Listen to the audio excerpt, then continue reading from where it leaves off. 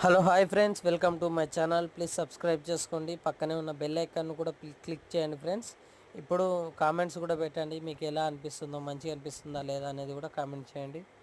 కానీ ఇప్పుడు వీడియో వచ్చేసి ఇప్పుడు ఏం చేస్తున్నాను అనుకుంటున్నా ఫ్రెండ్స్, మళ్ళీ మన కాడున్న రెండో పెట్ట కూడా పొదుక్కొచ్చేసింది, కర్రెపెట్ట. దాని ఎగ్స్ కూడా పొదుక్కేస్తున్నా ఫ్రెండ్స్.